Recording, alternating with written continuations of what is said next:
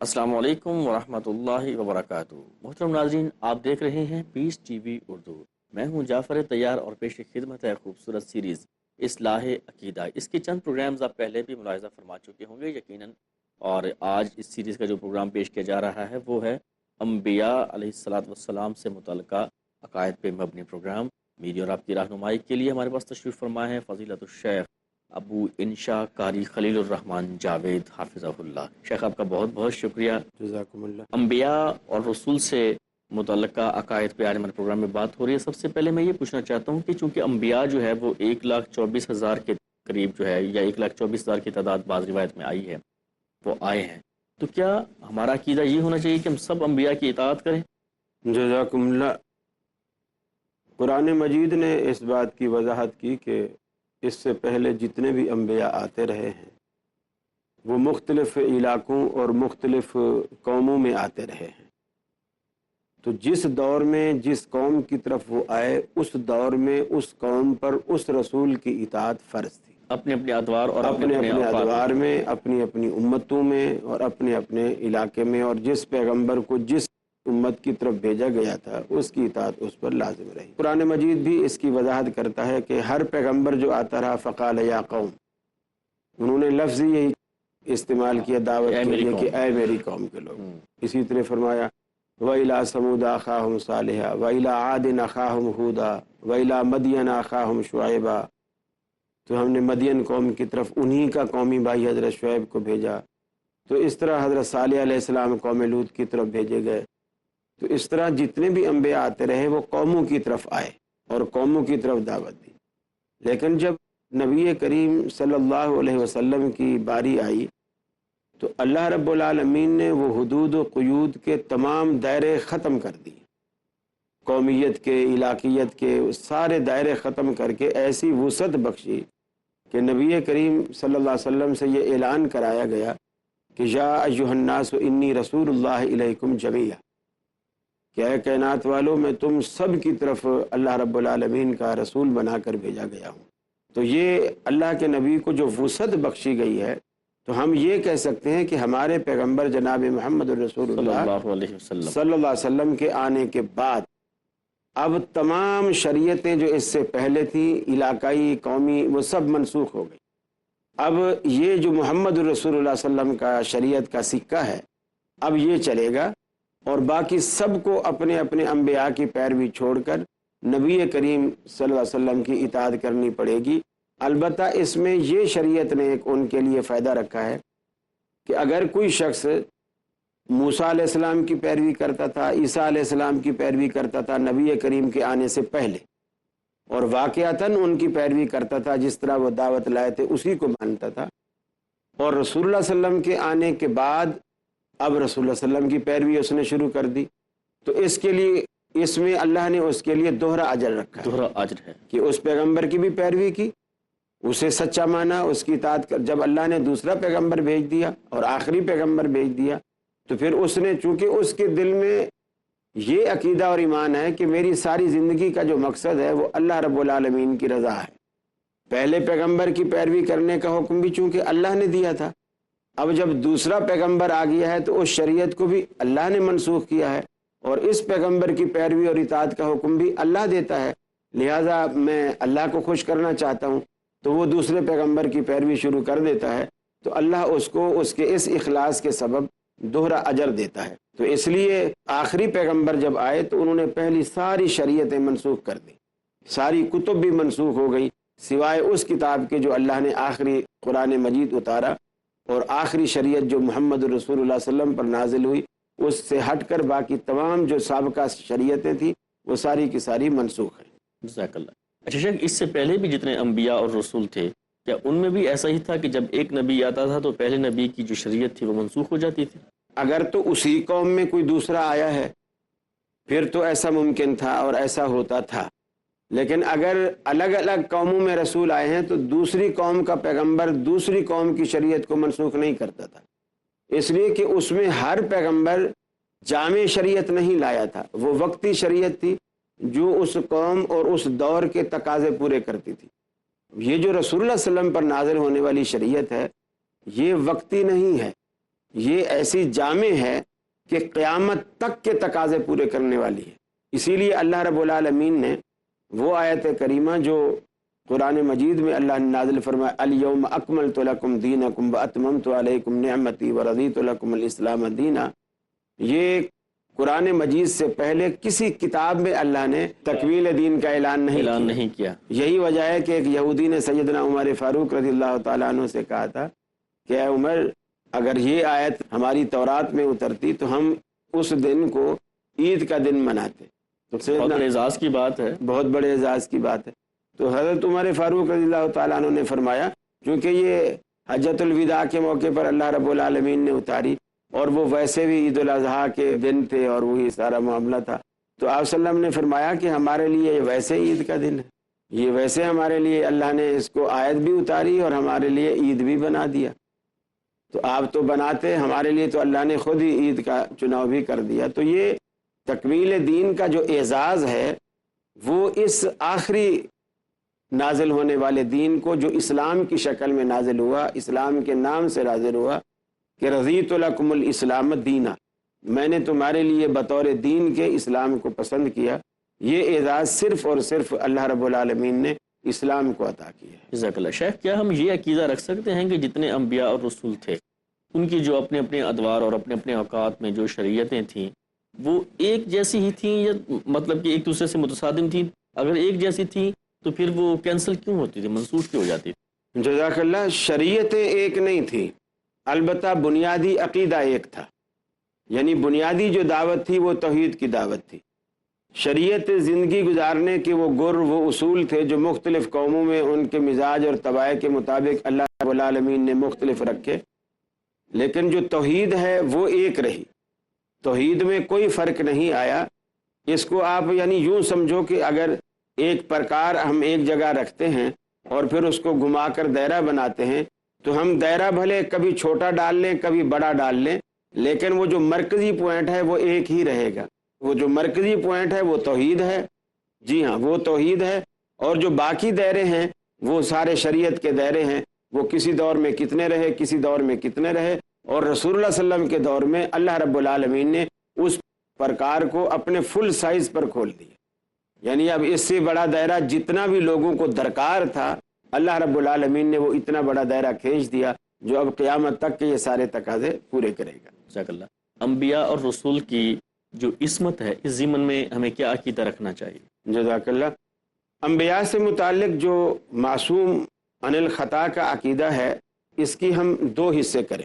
تمام انبیاء کی ایک حیثیت ہوتی ہے کہ وہ اللہ کا رسول ہے، بحیثیت پیغمبر، بحیثیت رسول، بحیثیت نبی، وہ معصوم عن الخطا ہے، اس لیے کہ قرآن مجید صراحت کرتا ہے ما ینطق عن الہوی ان ہوا الا وحی یوحی، کہ ہمارا پیغمبر اپنی خواہش نفس سے نہیں بولتا۔ اس سے مراد شرعی معاملے میں، دینی معاملے میں آپ جو بھی کہتے ہیں اللہ رب العالمین کی وحی سے کہتے ہیں، تو وہ جب اللہ کی وحی ہے تو اس میں خطا کا بھی امکان نہیں، غلطی کا بھی امکان نہیں، بھول چوک کا بھی امکان نہیں۔ اور پھر پیغمبر معصوم اس اعتبار سے بھی ہیں کہ ان کے دامن میں کوئی گناہ نہیں ہوتا، یعنی اللہ رب العالمین کی نافرمانی ان کے اندر نہیں پائی جاتی، اللہ رب العالمین کی فرما برداری، تقوی، خدا خوفی، وہ تمام محاسن اور تمام کمالات و جمالات جو ایک اللہ والے کے دل میں ہونے چاہیے اور زندگی میں ہونے چاہیے، وہ انبیاء کے اندر وہ تمام کمالات، تمام حسنات، تمام جمالات اللہ رب العالمین نے وہ بھر دیے تھے کوٹ کوٹ کر، کہ جس سے ایک پیغمبر لگے کہ یہ اللہ رب العالمین کا برگزیدہ پیغمبر ہے۔ دوسری حیثیت ہے اس کے ابن آدم ہونے کی۔ ابن آدم ہونے کے اعتبار سے وہ انسان ہے، وہ بشر ہے، جیسے رسول اللہ صلی اللہ علیہ وسلم محمد بن عبداللہ بھی ہیں، محمد رسول اللہ بھی ہیں۔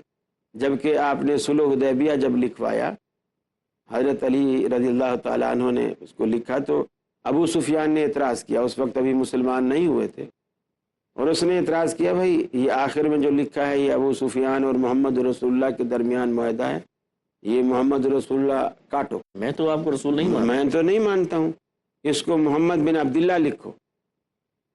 تو رسول اللہ صلی اللہ علیہ وسلم نے حضرت علی سے کہا کہ تم محمد بن عبداللہ لکھو، اس لیے کہ میں محمد بن عبداللہ بھی ہوں، یہ نہیں مانتا کوئی بات نہیں، میں تو ہوں، اور یہاں نہ لکھنے سے یہ نہیں ہے کہ مجھ سے وہ عہدہ وہ منصب چھن جائے گا۔ رسول اللہ صلی اللہ علیہ وسلم نے فرمایا علی مجھے بتاؤ کہ محمد رسول اللہ کہاں لکھا ہوا ہے؟ سیدنا علی المرتضیٰ نے فرمایا یہ یہاں سے یہاں تک ہے۔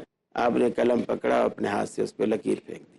تو یعنی ایک جھگڑا مٹانے کے لیے نبی کریم صلی اللہ علیہ وسلم نے وہ جو اپنا ایک منصبی نام تھا اور ایک جو اللہ نے رسالت اور نبوت کا تاج آپ کو دیا تھا، آپ نے کہا یہاں نہ لکھنے سے اس پہ کوئی فرق نہیں پڑتا، میں محمد بن عبداللہ ہوں۔ اس حیثیت میں آپ سے بشری تقاضے سے کبھی کوئی بھول بھی ہوئی، مثال کے طور پر آپ نے ایک دن ظہر کی نماز پڑھائی اور ظہر میں 4 رکعتیں ہوتی ہیں اور آپ نے 2 فرض پڑھائے، 2 فرض پڑھائے، سلام پھیرا اور مسجد سے باہر بھی نکل گئے، اور صحابہ کرام ادب کی وجہ سے کچھ کہہ نہ سکے اور کہنے کی جرت بھی نہ پائی، لیکن آپس میں چیمے گوئیاں کرنے لگے کہ یار آج کچھ نیا ہوا ہے، آج 2 رکعتیں پڑھائی ہیں۔ تو ایک صحابی کو تھوڑی ہمت ہوئی، ذوالیدین کے نام سے معروف تھے، کہا جاتا ہے کہ ان کے ہاتھ تھوڑے عام طور پر نسبتاً جو ہے وہ لمبے تھے، اس وجہ سے، ورنہ تو ہر شخص ذوالیدین ہے، 2 ہاتھوں والا ہے۔ تو اس نے ہمت کی اور اس نے کہا اللہ کے رسول کیا نماز کم ہوئی ہے یا آپ بھولے ہیں؟ تو آپ نے انداز کیسا ہے؟ جی ہاں، آپ نے فرمایا نہ تو نماز کم ہوئی ہے نہ میں بھولا ہوں۔ پھر آپ نے صحابہ کرام کی طرف دیکھا تو صحابہ کرام نے کہا یا رسول اللہ ذوالیدین ٹھیک کہتا ہے، ایک بات تو ہے آپ نے 2 رکعتیں پڑھائی ہیں۔ پھر آپ واپس مصلی پر تشریف لائے اور پہلی جو 2 رکعتیں آپ پڑھا چکے تھے اس پہ بنا رکھی، یعنی ان کو دوبارہ نہیں دہرایا نہیں، جی ہاں، اس پر بنا رکھی، اور جو باقی 2 رکعتیں رہتی تھی وہ آپ نے پڑھائیں، اور پھر آپ نے 2 سجدے کیے، اور سجدہ صاحب کرنے کے بعد جب سلام وغیرہ سے فارغ ہوئے تو پھر آپ ممبر پہ تشریف فرما ہوئے اور صحابہ کرام سے کہا انسا کما تنسون، بلکہ اس سے پہلے فرمایا انما انا بشر مثلکم، اللہ اکبر، میں تمہاری طرح ایک انسان ہوں، انسا کما تنسون، میں ایسے بھولتا ہوں جیسے تم بھولتے ہو، اذا نسیت فذکرونی، جب میں بھولا کروں تو مجھے یاد دلایا کرو۔ اب اس سے نبی کریم صلی اللہ علیہ وسلم نے اپنی بشری حیثیت کو خود واضح کر دیا، اور یہ رسالت سے الگ ہے۔ ٹھیک ہے، پہلے آپ ابن آدم ہیں، رسول بعد میں ہیں، لیکن جب رسالت اور نبوت کا تاج آپ کے سر مبارک پر رکھ دیا گیا، پھر اللہ رب العالمین شرعی معاملات میں، دینی معاملات میں، چونکہ بحیثیت رسول وہ اللہ کا نمائندہ ہے، اس کی حفاظت بھی کرتا ہے، ہر اعتبار سے اس کا خیال بھی رکھتا ہے، اور پھر اللہ رب العالمین کی وحی کا وہ پابند بھی ہے، اور اللہ کی وحی میں بھول چوک کا، غلطی کا امکان نہیں ہے۔ ایسا نہیں ہوتا کہ شرعی مسئلہ آج آپ نے کوئی بتایا ہو حلال ہے اور کل کہا ہو یار میں نے غلطی سے کہہ دیا تھا یہ چیز، تو آج مجھے پتہ چلی معصوم الخطا کی بات ہو رہی ہے، تو اس کو ہم لیتے ہیں ایک وقت بریک کا۔ تو ناظرین ملتے ہیں مختصر سے بریک کے بعد، ہمارے ساتھ رہیے گا۔ السلام علیکم ورحمۃ اللہ وبرکاتہ۔ پروگرام میں ایک مرتبہ پھر آپ کو خوش آمدید کہتا ہوں۔ بات ہو رہی تھی ابو انشا قاری خلیل الرحمن جاوید حافظہ اللہ سے، رسول یا انبیاء جو ہیں معصوم عن الخطا ہوتے ہیں، رسول اکرم صلی اللہ علیہ وسلم کا واقعہ فرما رہے تھے۔ تو میں عرض کر رہا تھا کہ بحیثیت رسول وہ بالکل معصوم ہے، نہ ان میں امکان ہے کہ وہ بھول چوک کریں گے شرعی مسئلے میں، لیکن دنیاوی معاملات میں ابن آدم کی حیثیت سے، بشر ہونے کی حیثیت سے آپ سے بھول ہو سکتی ہے۔ اس میں رسول اللہ صلی اللہ علیہ وسلم کی زندگی سے ایسی مثالیں موجود ہیں۔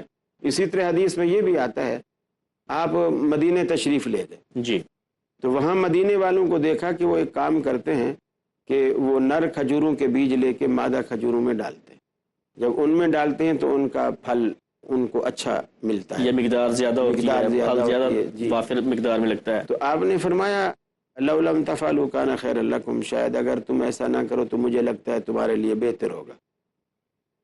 انہوں نے چھوڑ دیا، حکم رسالت تھا، انہوں نے کہا جی ٹھیک ہے، چھوڑ دیا، تسلیم خم کیا۔ تو اس میں جب انہوں نے چھوڑا تو ان کو خاصا نقصان ہوا، پیداوار زیادہ نہ ہوئی، اور یعنی جو روٹین سے ہوتی تھی، یہ اسے تعبیر کہتے تھے، یعبرون النخل، حدیث کے الفاظ ہیں ہم یعبرون النخل، کہ وہ تعبیر کرتے تھے۔ تو اس میں رسول اللہ صلی اللہ علیہ وسلم نے پھر جب انہوں نے آ کر خبر دی کہ یہ تو ایسے ہو گیا، تو آپ نے فرمایا کہ انتم عالم بامور دنیاکم، तुम दुनिया के मामले जो हैं वो मुझसे ज्यादा बेहतर जानते हो। मैं अल्लाह का रसूल हूँ, दीन मैं जानता हूँ, मैं दुनियादार नहीं हूँ, दुनिया तुम ज्यादा जानते हो, मैं तो अल्लाह वाला हूँ, अल्लाह का मतलब ये जो मामलात हैं इस तरह के काश्तकारी है और ये। अच्छा, इसी तरह हजरत बरीरा रज़ियल्लाहु ताला अन्हा से मुतालिक बात आती है कि मुगीस उनका बड़ा दीवाना था। जब वो आज़ाद हो गई तो आज़ाद होने के बाद उससे पूछा जाएगा तुझे अपने अक़्द में ये कबूल है कि नहीं है,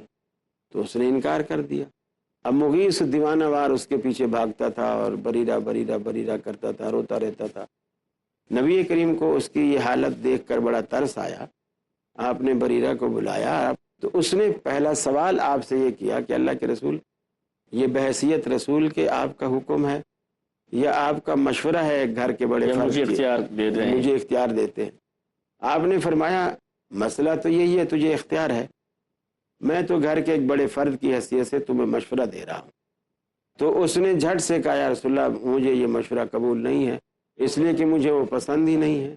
अब मैं दिल मार के सारी ज़िंदगी उसके साथ गुजार दूँ, दिल में मोहब्बत ना हो, ऊपर से जाहिर करती रहूँ, तो ये ख़यानत वाला मामला लगेगा, तो ये मामला ठीक नहीं। तो अल्लाह के रसूल ने भी कोई ना उस पर फतवा लगाया, ना उस पर नाराज़गी का इजहार किया कि भाई मैं जब एक अल्लाह का रसूल हूँ, इसलिए कि वो मशवरा बहैसियत रसूल के नहीं था।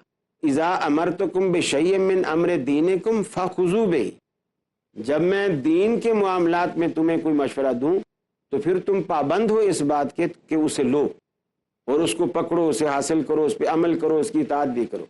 लेकिन अगर मैं दीन से हटकर अपनी राय से कोई बात करता हूँ तो फिर इन्नमा अना बशरुन, फिर मैं एक इंसान हूँ, यानी उसमें फिर तुम्हें इख्तियार है। तो इससे वाज़ेह होता है कि नबी अलैहिस्सलातु वस्सलाम की दो हैसियतें थीं। जिस हैसियत में पैगंबर मासूम है उसकी वो हैसियत नबूवत और रिसालत वाली हैसियत है, उसमें वो मासूम है और वो अल्लाह की वही का पाबंद हो। जी शेख, ये जो अकीदा है मासूम अनिल ख़ता का, और जैसा कि आपने फरमाया कुरान करीम की वो जो आयत मुबारक वमा यंतिक़ु अनिल हवा इन हुवा इल्ला वह्युन यूहा, कि मेरा रसूल जो है वो हमारे जो अपनी मर्ज़ी से नहीं बोलता, वही कहता है जो हमारी तरफ से उन पर वही की जाती है। क्या ये सब अम्बिया और रसूल के लिए है? सब अम्बिया और रसूल ऐसे ही थे कि वही बोलते थे जो अल्लाह की तरफ से वही की जाती है, इसके अलावा अपनी तरफ से? इसलिए कि तमाम अम्बिया वही के पाबंद थे, यानी तमाम अम्बिया की हैसियतें इसी तरह दो थी कि वो इब्न आदम भी थे और रसूलुल्लाह भी थे। इसी तनाजुर में जब हम सैयदना आदम अलैहिस्सलाम के मामले को देखते हैं, सैयदना यूनुस अलैहिस्सलाम के मामले को देखते हैं, तो उसे भी बहैसियत रसूल नहीं समझेंगे इस मामले में?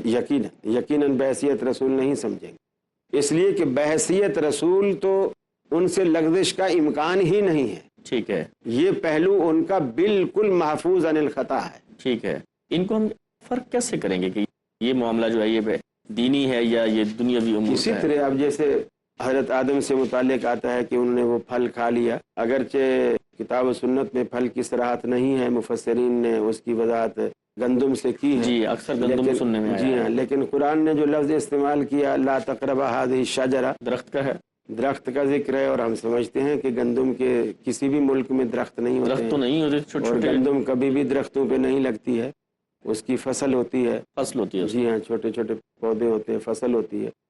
तो इस एतबार से अगर हम उस तफसीर में ना भी जाएं तो भी ये एक ऐसा मामला था कि एक बशरी तकाजे से खाने को किसी भी चीज़ की तरफ तबीयत माइल हो सकती है। ज़रूरी नहीं है कि रसूल होने की हैसियत से माइल हो। हर इंसान की जो रसूल, हत्ता के चरिंद परिंद भी खाने की तरफ राग़िब होते हैं, तो कोई भी चीज़ राग़िब कर सकती है खाने की तरफ, इंसानी मिजाज है, तबाह हैं। तो इस एतबार से अब इसी तरह हज़रत यूनुस अलैहिस्सलातु वस्सलाम अल्लाह रब्बुल आलमीन की इजाज़त के बग़ैर वहाँ से चल निकले, जबकि अल्लाह के रसूल थे, उनको अल्लाह रब्बुल आलमीन से इज़्न लेना चाहिए था और इजाज़त नहीं मांगी, और अल्लाह रब्बुल आलमीन ने भी फिर उसका थोड़ा मज़ा चखा दिया। मछली ने आपको निवाला बनाया, आप पेट में चले गए और फिर वहाँ रहे एक अरसे तक, और वहीं फिर अल्लाह रब्बुल आलमीन को पुकारा। अब ये भी देखें कि वो पैगंबर हैं और मछली के पेट में हैं, और अल्लाह रब्बुल आलमीन को वहाँ पुकारते हैं बग़ैर किसी वास्ते के, बग़ैर किसी वसीले के। और कुरान मजीद में आता है वज़न्नून इज़ ज़हाबा मुग़ाज़िबन फ़ज़ल्ना अल्ला नक़दिर अलैहि फ़नादा फ़िज़्ज़ुलुमात। अब अल्लाह ने यहाँ अरबी में जो ज़ुलुमात जमा का सीगा अल्लाह ने इस्तेमाल किया, अरबी में जमा कम से कम 3 से शुरू होती है। 3 से शुरू होती है। 3 से वाहिद होता है या फिर तस्निया होता है, तस्निया होता है, यानी 2 होते हैं, जी फिर हाँ। जमा जो है वो 3 से शुरू 3 होते हैं। 3 से ऊपर फिर सारी जमा है। 3 भी जमा में आता है। 3 जमा में, 3 से यानी जमा शुरू हो गई। तो कुरान ने इस्तेमाल किया फी ज़ुलुमात, कि ये कई अंधेरों में, फनादा फी ज़ुलुमात, उन्होंने अंधेरों में पुकारा। तो मुफस्सिरीन ने इसकी वजाहत यही की कि अंधेरों से मुराद एक तो वो रात थी, रात की तारीकी का अंधेरा, फिर समंदर की गहराई में जा कर के अलग अंधेरा है, तो समंदर की गहराई का अंधेरा, फिर मछली के पेट के अंदर उसका अपना अंधेरा है, तो वो शिका में माही का अंधेरा। तो ये तीनों अंधेरे मिलकर उन तीनों अंधेरों में उसने फनादा फी ज़ुलुमात अल्लाह रब्बुल आलमीन को पुकारा। अल्लाहु अकबर। अब अल्लाह रब्बुल आलमीन ने यहाँ एक बड़ी अजीब बात फरमाई, फरमाया लौला अन्नहु कान मिनल मुसब्बिहीन, अगर यूनुस के लबों पर हमारा नाम ना आता, यूनुस अपनी इस मुश्किल में हमें ना पुकारता, ललबिथ फी बत्निही इला यौम युबअसून, हम क़यामत तक यूनुस को मछली के पेट में रखते और हमारे सिवा कोई उसकी दस्तगीरी ना कर सकता। अब इससे आप अंदाज़ा लगाइए कि पैगंबर जैसी हस्ती भी अल्लाह रब्बुल आलमीन के आगे बेबस है। अल्लाह पर किसी का बस नहीं चलता, किसी का जोर नहीं चलता। इसी को कहते हैं कादिर मुतलक, और इसी को कहते हैं अल्लाह समद। वो बेनियाज है, उसे किसी की परवाह ही नहीं है। तो इसलिए अल्लाह रब्बुल आलमीन को किसी के वास्ते देना, वसीले देना, ये अल्लाह रब्बुल आलमीन की शान अज़मत के खिलाफ है कि अल्लाह किसी का पाबंदी नहीं। वास्ता तो उसको दिया जाता है जो किसी के आगे झुकता हो, जिसकी किसी से कुछ दबती हो, जो किसी से कुछ मतलब रखता प्रेशर हो, कर सकता हो, प्रेशराइज कर सकता हो। तो अल्लाह रब्बुल आलमीन तो खुद कहता है लौला अन्नहु कान मिनल मुसब्बिहीन ललाबिस फी बत्निही इला यौम युबअसून, गोया रोज़े माशर वाले दिन सारी दुनिया कब्रों से निकल के आती और अकेले यूनुस मछली के पेट से निकल के आते, अगर आज हमें याद न करते अपनी इस मुश्किल में। अंबिया, औलिया, अहले बैत नबी, ताबईन और सहाबा पे जब आप बनी, गिर के सजदे में सब ने यही अर्ज की, तू नहीं है तो मुश्किल कुशा कौन है। ये था आज का प्रोग्राम। अंबिया से मुतल्लिक़ हमारे अकायद क्या होने चाहिए, अबू इंशा कारी खलीलुर रहमान जावेद हाफिज़हुल्लाह मेरी और आपकी रहनुमाई फरमा रहे थे। इजाज़त दीजिए, मुलाकात होगी इंशाअल्लाह अगले प्रोग्राम में। अस्सलामु अलैकुम वरहमतुल्लाहि वबरकातुहू।